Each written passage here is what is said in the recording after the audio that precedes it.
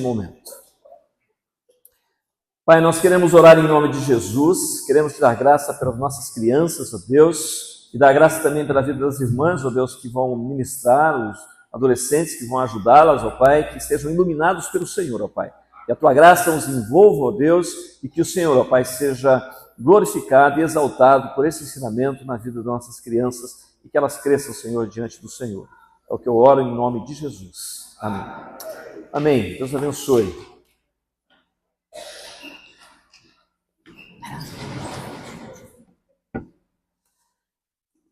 Amém. Louvado seja o Senhor, uma noite de alegria, como o pastor Tiago já nos disse no início do culto.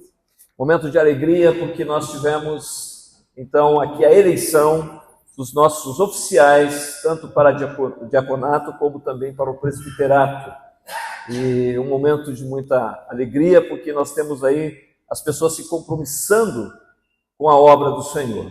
Especificamente aqui na IPI Novo Horizonte, mas também como cristãos e como líderes aí da igreja do Senhor nosso Deus. E a palavra hoje à noite vai ser direcionada nesse aspecto do servir, como nós vemos trabalhando com os irmãos durante todo o mês, sobre liderança e com a fundamentação no serviço, e nós queremos dirigir também esta noite uma palavra ao coração da igreja e aos irmãos como líderes nessa noite, mas não somente para os líderes, mas para todos nós aqui. Essa é uma palavra do Senhor para a vida de cada um de nós. E eu gostaria de usar o texto de Eclesiastes, capítulo 5. Os irmãos que têm suas Bíblias podem abrir. Então, a Rose vai estar projetando, aliás, o pequeno ali vai estar projetando, esqueci, Gustavo, né? Gustavo que vai estar projetando, a Rose já foi para lá, né? Mas a versão que eu vou estar usando, possivelmente, não é a versão que está lá, né, Tiago? Não, né? Eu estarei usando aqui a versão da Bíblia, a mensagem de Eugênio Peterson. Então, o capítulo 5 de Eclesiastes diz assim: tome cuidado quando entrares na casa do Senhor, vá pronto para obedecer a Deus, pois isso é o que importa. Não entregue oferta como os insensatos que o fazem, sem saber que estão fazendo mais mal que bem. Não fale demais e nem fale sem pensar. Nem faça promessas impensadas diante de Deus. Deus está no comando, você não. Quanto menos você falar, melhor. Trabalhar demais prejudica o sono. Falar demais identifica você como um insensato. Quando você fizer uma promessa a Deus, cumpra e logo. Deus não gosta de conversa fiada. Então, se fizer um voto, cumpra-o.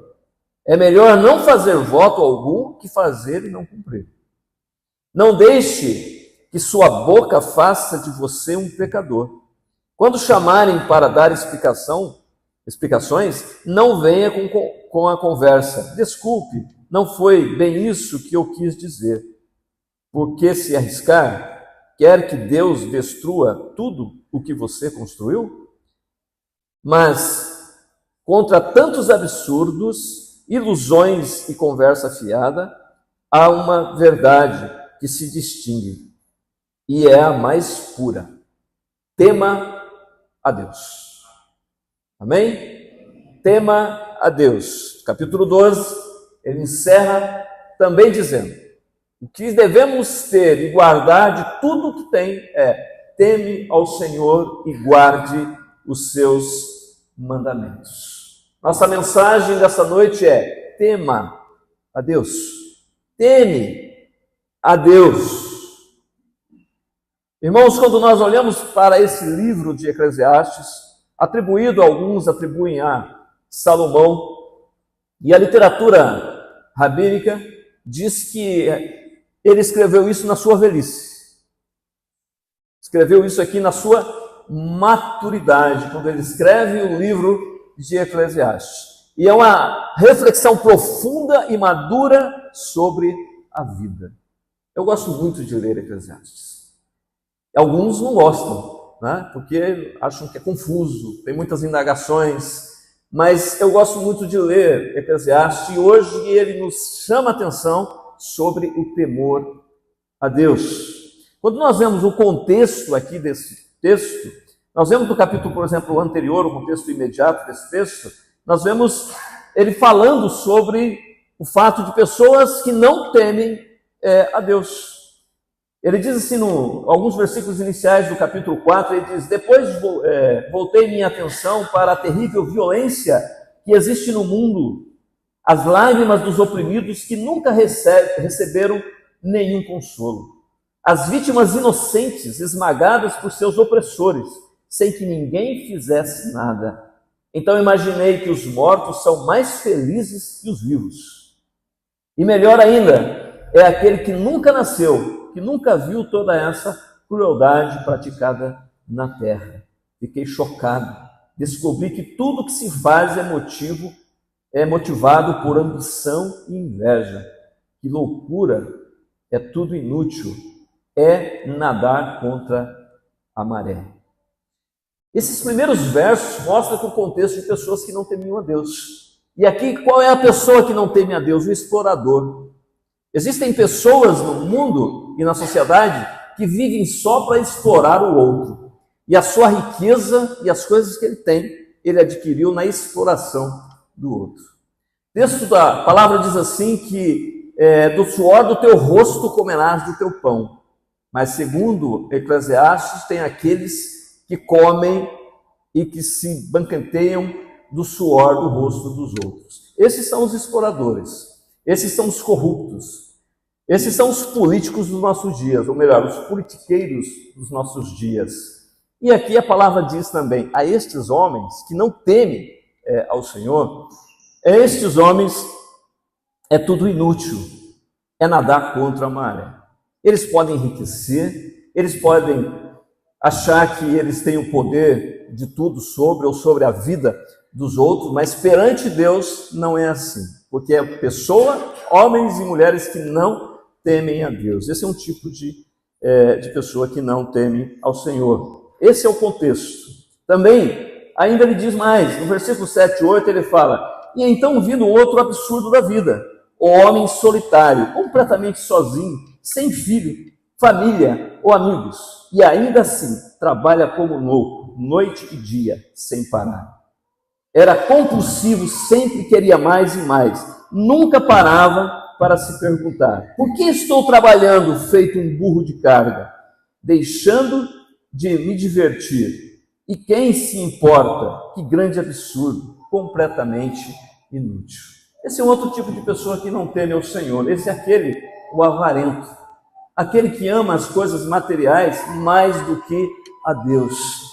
E ele, não tendo nem pelo que lutar, nem pelo que trabalhar, porque ele não tem filho, ele não tem irmão, ele não tem amigo, mas ele é incessante no trabalho para adquirir coisas materiais desta vida e não tem nem para quem deixar.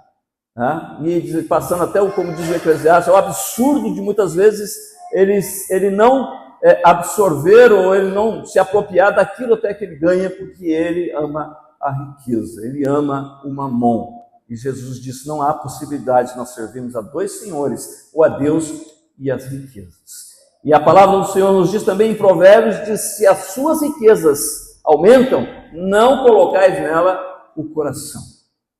Porque esse é o tipo de homem que ele está dizendo que não teme ao Senhor. Ele ama mais o que é material. Ele é um avarento. Depois nós temos também no versículo 9 e 10, ele diz: é melhor ter uma companhia que caminhar sozinho, para compartilhar o trabalho e dividir a riqueza. E se um dos dois cair, o outro ajudará. Mas se ninguém para ajudar, fica complicado. Dois numa cama aquecem um ao outro. Sozinho você poderá morrer de frio. Sozinho você está desprotegido, mas com um amigo pode enfrentar melhor. Uma corda de 3 filamentos não se rompe com facilidade. Então aqui ele orienta e vê, na verdade, sobre o absurdo de pessoas que querem viver sozinhas. Aquilo que nós chamamos na nossa sociedade de individualismo. Pessoas que adoram isso, pessoas que são individualistas completamente, que não conseguem enxergar a coletividade. Essas pessoas estão na igreja, que é uma instituição eminentemente coletiva, mas ela não se dilui nisso, porque ela continua achando que ela tem que viver sozinha, com as suas próprias forças, as coisas têm que ser só da sua maneira. E por último, ele diz, é melhor um jovem sábio que um rei idoso, insensato, que não ouve mais ninguém. Vi um jovem começar do nada e mudar de vida, chegando ao trono. E percebi que todos se juntaram ao governo desse jovem sucessor do rei. Mas o entusiasmo não durou muito e a geração seguinte o rejeitou, criando oposição. É um absurdo, é tudo inútil, é nadar contra a maré. Ou seja, o homem aqui tem a noção, a sensação de que ele é poderoso. Esse rei velho, o rei jovem, e ele diz, tudo passa e ninguém tem o poder nas suas mãos. Mas o homem insensato, o homem que não teme a Deus, ele pensa assim, que ele tem o poder nas suas mãos. Por isso, irmãos, tudo que se ouve e que se aprende, que devemos praticar teme ao Senhor. O encontro com Deus vivo conduz sempre ao temor. Todos aqueles que verdadeiramente se encontram com o Senhor, estes, com toda certeza, têm o temor do Senhor na sua vida. Nós vemos que alguns personagens bíblicos da Bíblia revelam a intensidade do temor a Deus que havia na vida de alguns homens. Por exemplo, vamos citar alguns. Abraão. A palavra diz sobre Abraão, agora sei que temes a Deus, porque não me negaste teu único filho. Quando provado, Abraão mostrou que amava a Deus acima de todas as coisas, que tinha temor ao Senhor. Jacó, quão temível é este lugar, é a casa de Deus, a porta dos céus. Moisés, respondeu Moisés ao povo, Deus veio vos provar, e para que o seu temor esteja diante de vós, a fim de que não pequeis. Isaías, ai de mim, estou perdido, porque sou homem de lábios impuros, e habito no meio de um povo de impuros lábios, e os meus olhos viram o Senhor dos exércitos. Homens que marcaram a história da fé, estes homens. E homens que marcaram a história da fé foram homens que temeram a Deus intensamente. Tinham temor ao Senhor. E hoje, o que significa de fato temer a Deus? O que significa ter o temor a Deus? Sabemos e já ensinamos nesses anos todos que estamos aqui na comunidade que temor ao Senhor não é medo de Deus. Não é medo de Deus.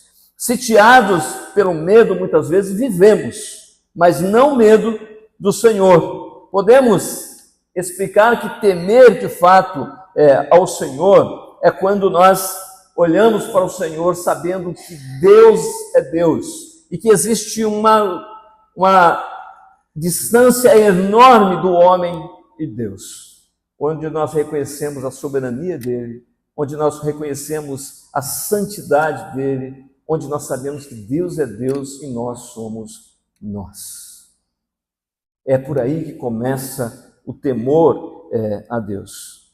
Então, a ausência do temor também mostra sinais evidentes, seja na nossa vida ou seja na sociedade que nós vivemos. Então, há sinais que mostram a ausência do temor a Deus. E eu digo sinais concretos de que há um arrefecimento sobre o temor a Deus. Né? Nós vemos assim, dentro da nossa realidade hoje, mercantilização do Evangelho.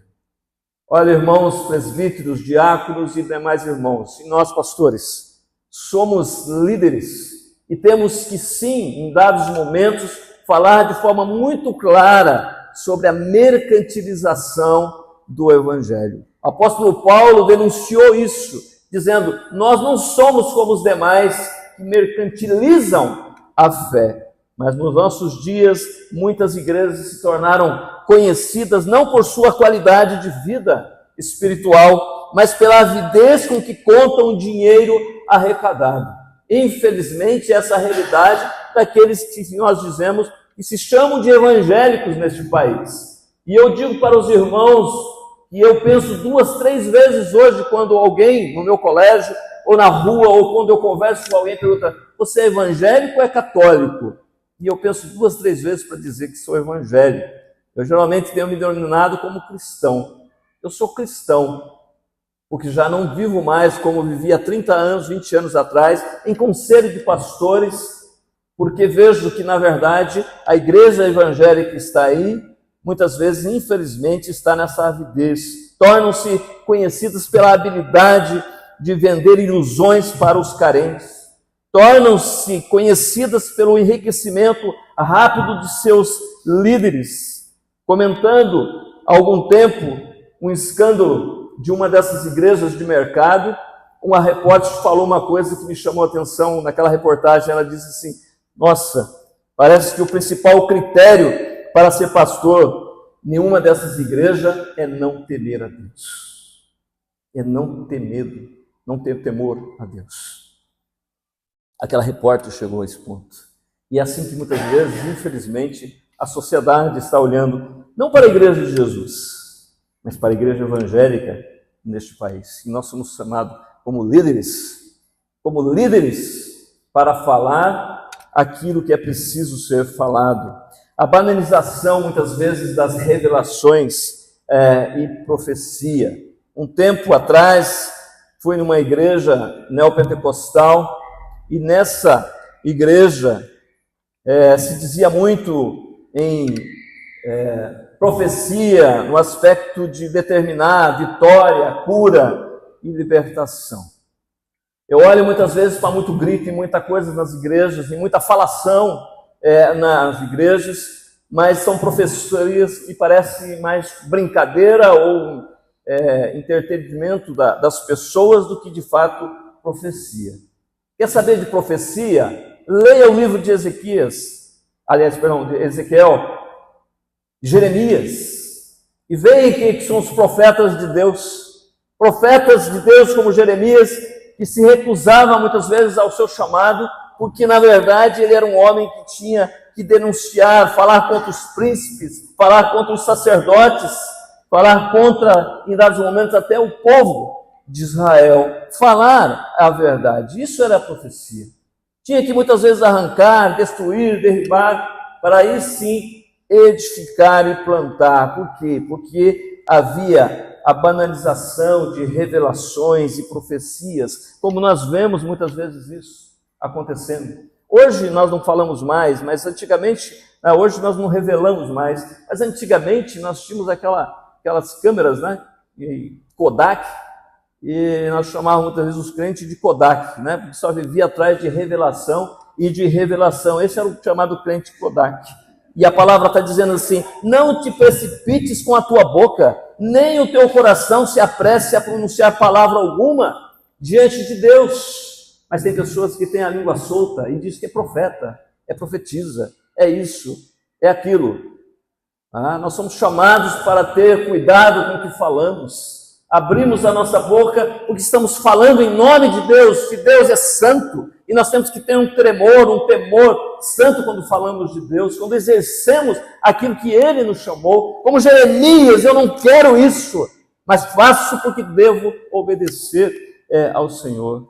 Então a mercantilização, como diz Ricardo Gondim, e olha que é de uma igreja, de uma dessas igrejas pentecostais, mas não voltada para o mercado, e ele diz assim: a mercantilização transforma a igreja em mercado. A banalização de profecias e revelações transforma a igreja em teatro. E a proliferação de bizarrice transforma em circo. E é isso que muitas vezes eu vejo a igreja evangélica. Então nós somos chamados para sermos líderes, para nos mantermos firmes e pagarmos o preço que for necessário para sermos uma igreja em que nós falamos em nome de Deus com temor ao Senhor. Então temer a Deus, segundo uma breve definição, é temer e respeitar ou referenciar a Deus, reconhecendo a sua grandeza e santidade. Temor a Deus não quer dizer simplesmente medo de Deus, mas é, antes de tudo, obediência ao Senhor, como nos disse aqui o texto. Tome cuidado ao entrar na casa de Deus. Vá para obedecer a Deus. Lugar na casa de Deus é a terra santa. A presença de Deus é terra santa. E a gente tem que ter essa consciência disso. Então, temer a Deus é obedecer. Hoje fala muito em fé, mas fala muito pouco em obediência. De obedecer o que Deus está falando para você. O que Deus está de fato falando através da sua palavra. O que Deus está falando de fato através daqueles que precisam de você. E que muitas vezes nós não ouvimos, porque na verdade não queremos obedecer. Por isso eu digo, tem muita falação nas igrejas, de que eu sou cristão, que eu sou isso, que eu faço aquilo, que eu prospero nisso, eu prospero naquilo, mas na hora de obedecer e ser um cristão para a família, para o trabalho, para a sociedade, as pessoas não querem obedecer. Obedecemos quando nos é conveniente para ganharmos alguma coisa.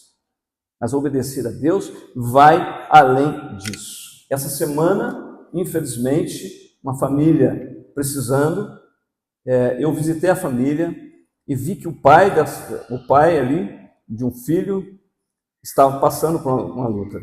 Tem problemas neurológicos, está entrando em crise. Liguei para aquele filho, e a geração de agora não atende mais celular. Vocês já observaram isso? Eles não atendem mais celular. Aí eu fui insistindo, até que de repente ele mandou uma interrogação. Daí eu falei, ele está vendo, né? Vou digitar. Aí digitei, falei para ele, visitei seu pai, sua família, seu pai está com problema, está precisando de médico. Ele falou para mim que você vai levá-lo na próxima semana. Procede isso? Ele me respondeu da seguinte forma, dizendo, ele não está falando coisa com coisa, porque eu não estou sabendo disso e eu não tenho nada a ver com isso. Ele que se vira, ele sabe dirigir e ele que vá sozinho. Aí eu escrevi para ele assim, que Deus tenha misericórdia da sua vida. Aí ele me respondeu depois, pastor, que Deus tenha misericórdia da sua vida também. Aí eu respondi novamente para ele, eu estava meio bravo. Eu respondi novamente para ele e disse para ele assim, que eu, misericórdia de Deus, eu tenho muita ciência disso, que eu sou o que sou pela misericórdia de Deus, e eu não sou consumido pela misericórdia de Deus, mas o pior é que você não tem essa consciência. E mais ainda, quanto ao meu pai e à minha mãe, eu tenho certeza que eu tenho uma consciência tranquila com o Senhor, porque eu honrei meu pai e a minha mãe até os seus últimos dias. Coisa que você, infelizmente, não faz. Que Deus tenha misericórdia da tua vida. Porque é isso, irmãos. A gente tem que ensinar isso na igreja, tem que ensinar isso para essa geração. Filho e filha que não cuida de pai, vai ter a sua paga. Espere, virá. Que Deus tenha misericórdia na tua vida, se você não honra teu pai e a tua mãe. Deus tenha misericórdia da tua vida. Porque essa é a realidade que muitas vezes nós vivemos. Eu quero dizer, pessoas que estão indo em igreja. Já estava aqui na nossa igreja um tempo atrás. Quando criança estava aqui. Quando era adolescente estava aqui. Depois, quando foi jovem, tinha que ir para uma igreja maior, porque na igreja maior tinha programação para ele, e a família se mudou para a igreja maior, igreja nossa. Agora não sei se está lá ou onde está, mas uma coisa é certa, não é cristão, não obedece, porque o fiel obedece. E nós estamos fazendo essa diferença do crente que obedece e crente que não obedece. Não, irmãos. A definição clara de crente é fiel, é aquele que obedece. Se não obedece é porque não é crente. Essa é a verdade.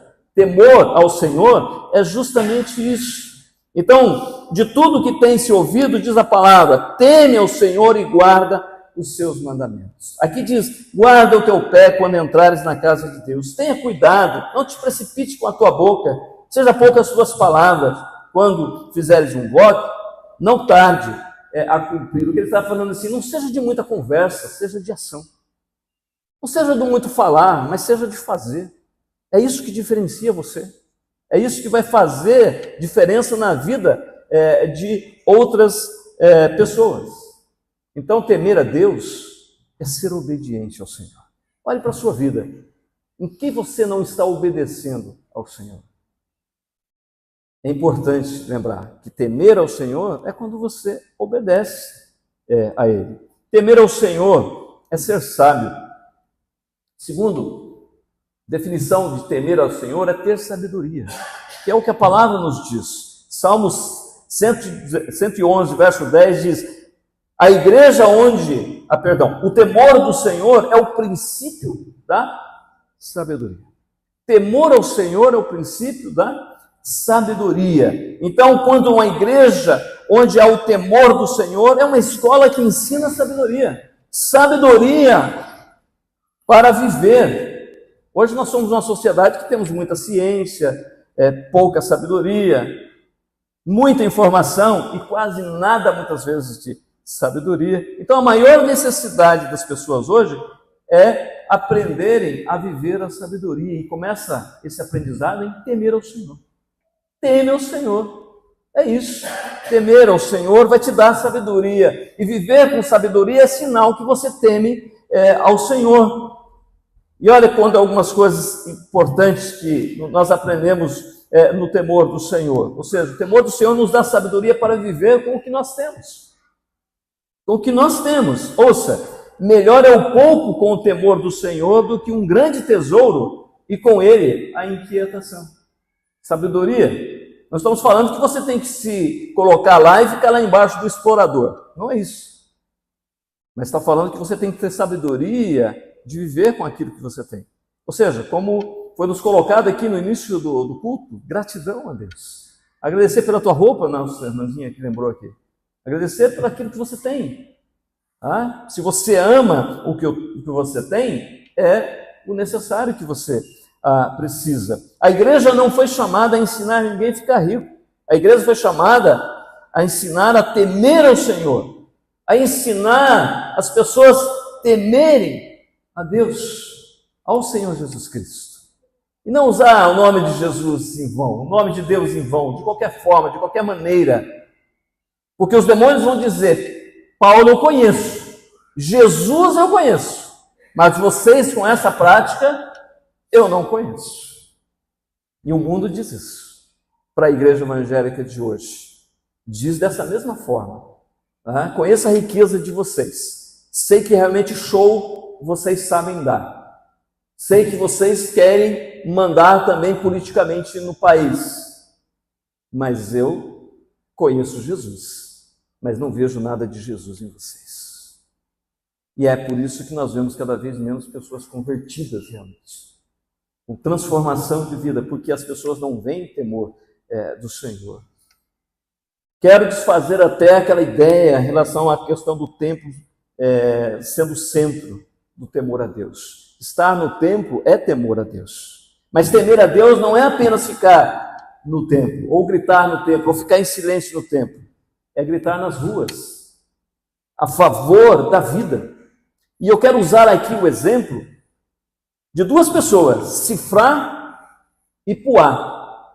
Nome difícil, né? Vocês não vão lembrar mesmo agora. Talvez algumas aqui lembrem.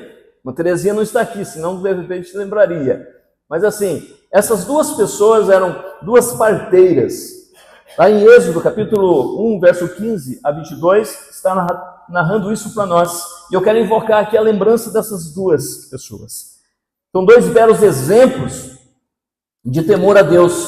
Conta-nos o livro de Êxodo que Faraó chamou essas duas parteiras e disse para elas: olha, seguinte, quando nascerem as mulheres hebreias, nascerem menino, mata. E quando nascerem menina, deixa viver. Mas saindo aquelas parteiras dali, diz assim a palavra, elas não fizeram porque elas respeitavam a Deus. Elas não fizeram porque elas temiam a Deus. E mais ainda, depois elas mentiram. Olha aí, tem um lado aí que a gente pode mentir. É a revelação da palavra. Elas voltaram, o Faraó chamou elas, né? Chamou Sifrá e Puá e falou para elas: o que acontece? Vocês não estão matando os meninos, né? Continua crescendo essa população. Elas falaram assim: não, é que as mulheres hebreias são diferentes.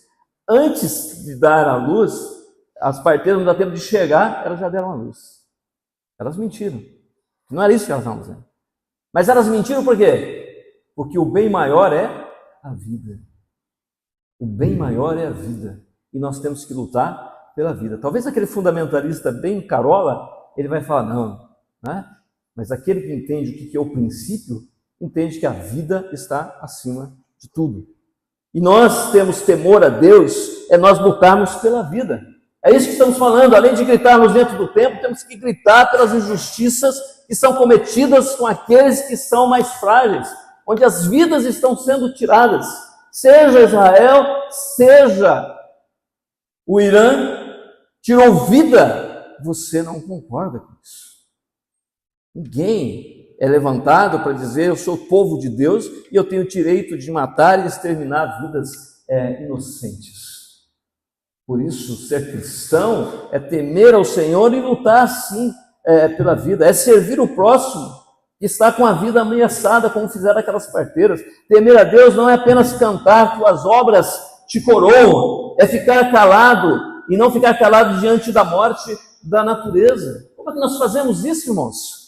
Tuas obras te coroam, cantamos no templo, mas saímos aí fora e não ligamos para aqueles que destroem de forma indisseminada a natureza, somente por acumular riquezas. Como é que nós lidamos e olhamos para o sol maravilhoso de manhã, olhamos para os pássaros cantando, mas em momento algum nós lutamos por eles?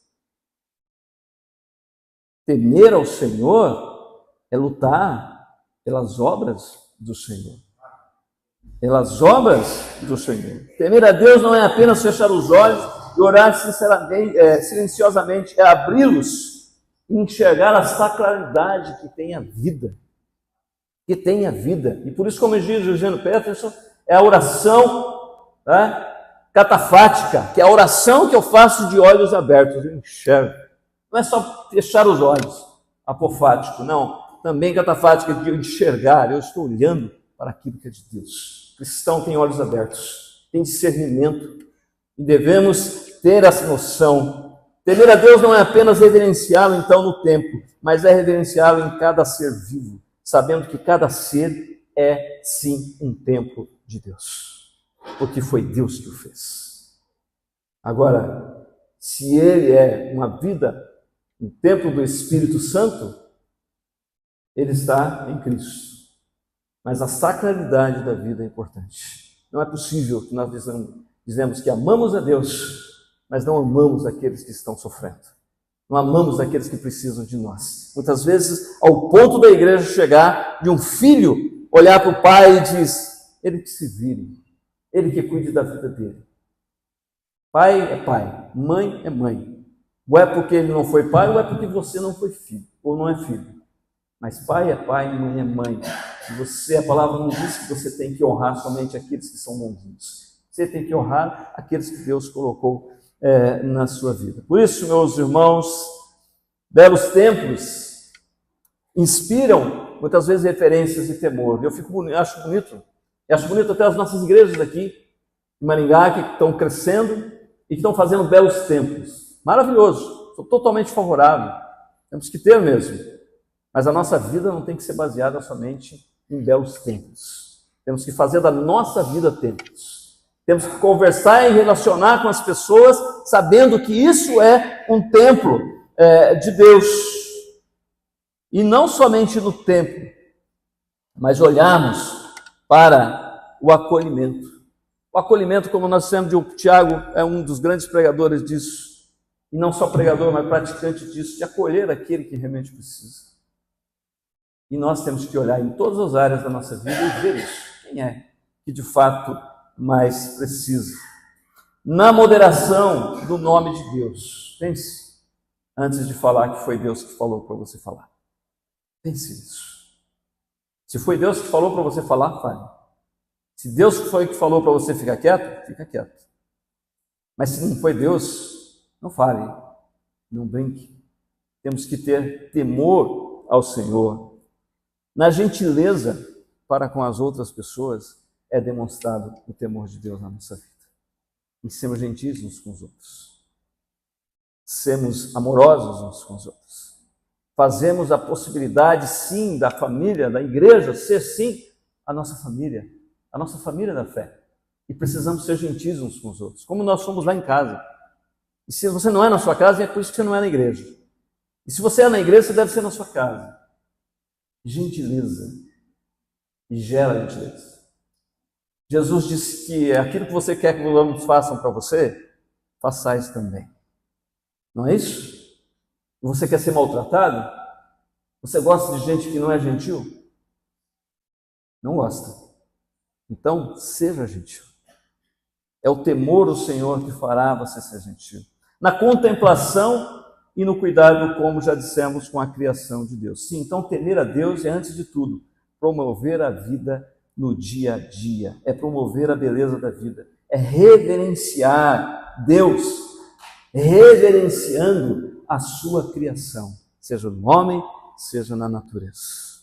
É isso que nós fazemos quando nós tememos ao Senhor. Quero concluir, irmãos, qual é então e será a missão minha, sua, desses irmãos que estão agora e são líderes da igreja, de toda a igreja.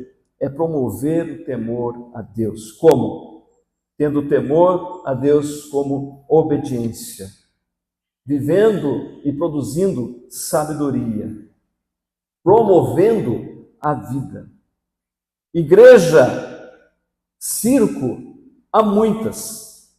Teatro também não estão faltando.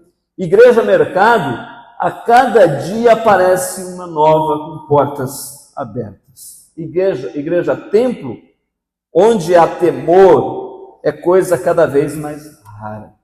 E permita que Deus mostre que as portas desse templo que está aqui, e que todos os demais que estão da nossa igreja, que Deus permita que haja de fato o derrame da sua graça sobre as pessoas que adentrarem nos nossos templos, para que olhem para nós e vejam que nós vivemos com temor e tremor ao nosso Deus. Que as pessoas, ao adentrarem nos nossos templos, elas possam olhar e de repente não vai ver a suntuosidade, a riqueza, mas vai ver em nós, sim, o temor e o tremor ao Senhor. E é isso que faz a diferença. Todas as coisas nessa vida passam. Esse texto aqui diz, você não vai levar nada com você depois.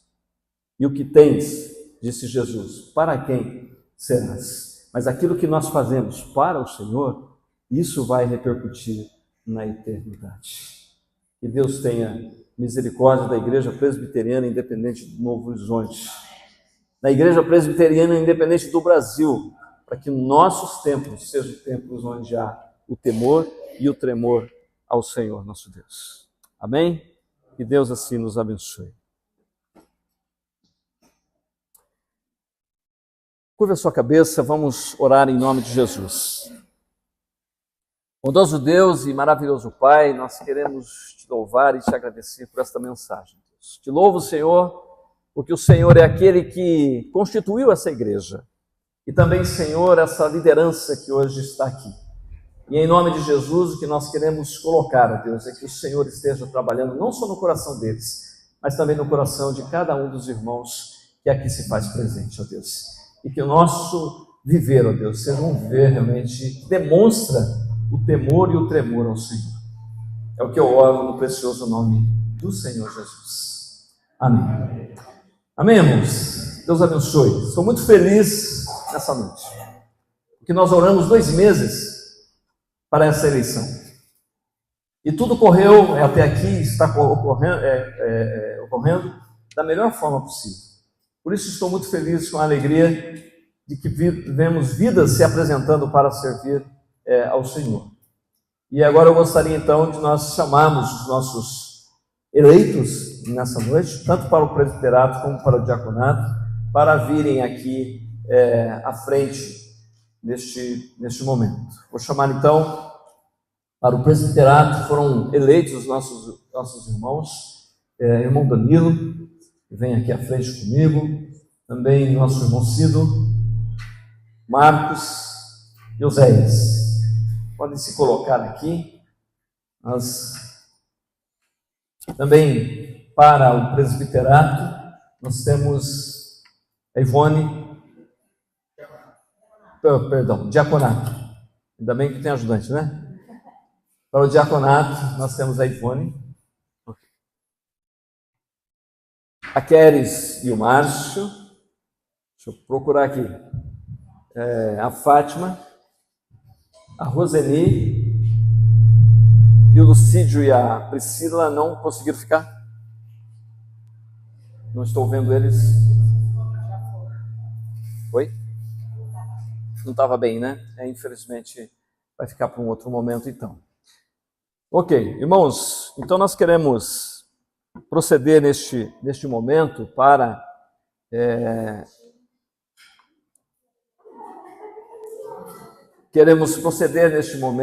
a investidura e ordenação de alguns irmãos aqui, tanto para o presbiterato como para a diaconia.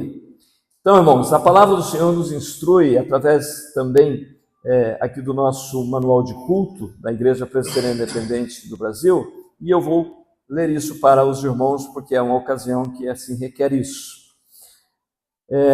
Embora tenhamos dons diferentes, somos todos chamados juntamente para sermos a igreja com um ministério no mundo dirigido pelo Senhor ressurreto. Todos os ministérios da igreja procedem do ministério do Senhor Jesus, que também o sustenta. Ele é o nosso profeta, sacerdote e rei, o ministro da aliança da graça pela atuação da palavra e pelo Espírito Santo de Deus. Cristo chama, reúne e envia a igreja, concedendo dons a fim de participar no seu mistério. Todos os membros da igreja são chamados para compartilhar o evangelho com o mundo. São também chamados para oferecer ao Pai o culto e o serviço que lhes são devidos como nosso Criador, por intermédio de Cristo, o único mediador, até que ele venha de novo. Assim, para a igreja ser continuamente reformada e fortalecida em seu ministério, Cristo lhe proporciona não somente ministros da palavra e sacramentos, mas também presbíteros e diáconos. Cristo dá discernimento à igreja para distinguir o que ele chama para esse ministério especiais, requerendo dela que os confirme pelo ato de ordenação. Os membros vocacionados para a responsabilidade do presbiterato participam da administração e do governo da comunidade local, prestando cuidado espiritual para o rebanho. Os outros, vocacionados para a responsabilidade do diaconato, participam do trabalho de beneficência, assumindo o ideal bíblico de uma igreja servidora. Os privilégios e responsabilidades desses ofícios são delegados às pessoas que a igreja elege, orientada pelo Espírito Santo. Por isso, a igreja se alegra nessa noite de estar ordenando e investindo irmãos que aqui se apresentaram e que estão aqui diante de vocês, né, para este serviço. E nós vamos nos dirigir, então, a esses irmãos em relação a algumas perguntas, e vocês, concordemente, respondam sim. Se concordarem, evidentemente, né? Respondam sim.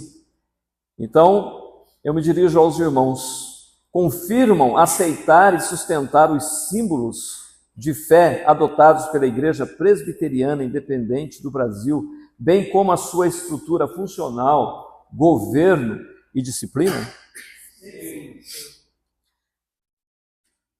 Declaram disposição para atuar responsável e fielmente na vida da Igreja de Cristo, correspondendo à vocação de Deus? Estão dispostos a empenhar-se com todas as forças na busca da paz, do crescimento e da unidade da igreja?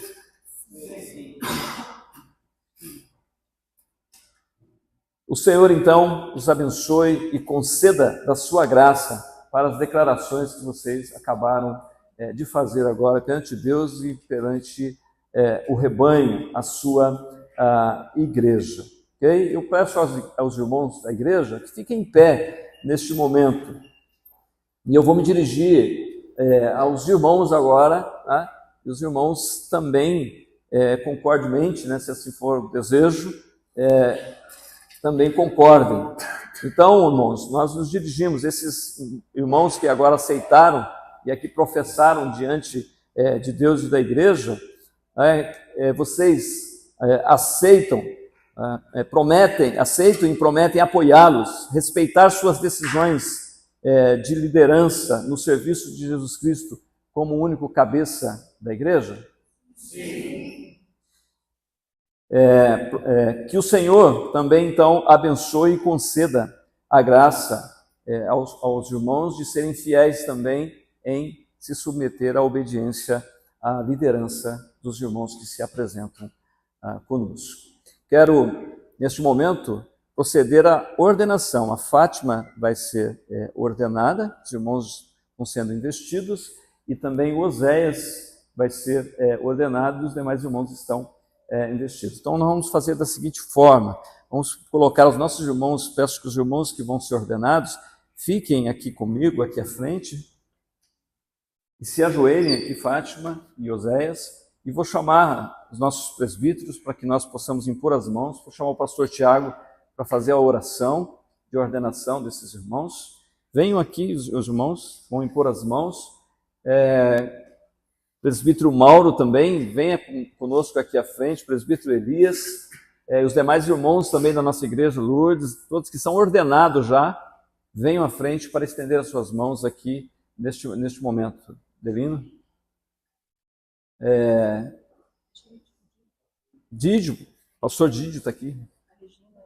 Regina. Romilda.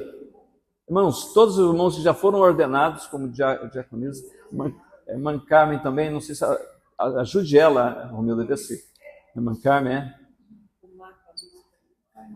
Marco e Luísa são ordenados também? Foram? Então venham aqui, irmãos.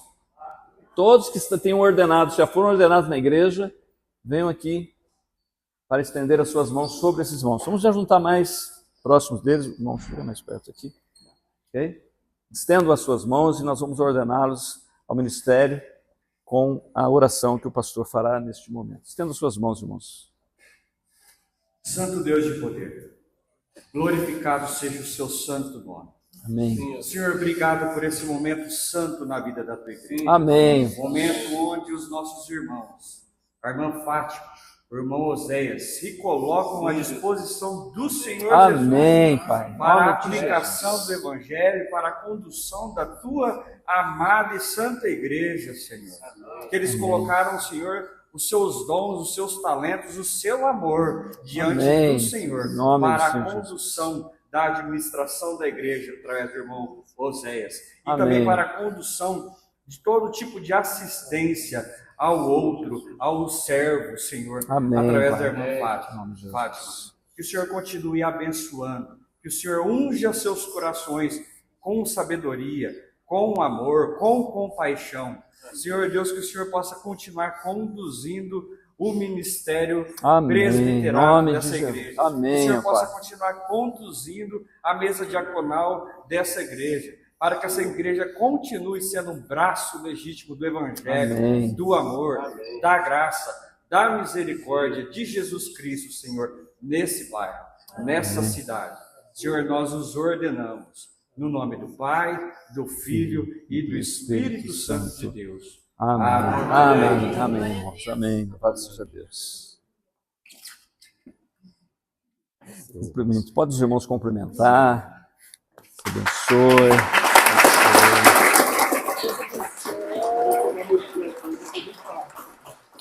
Irmãos, louvado seja o Senhor, cumprimentem uns aos outros, Deus abençoe.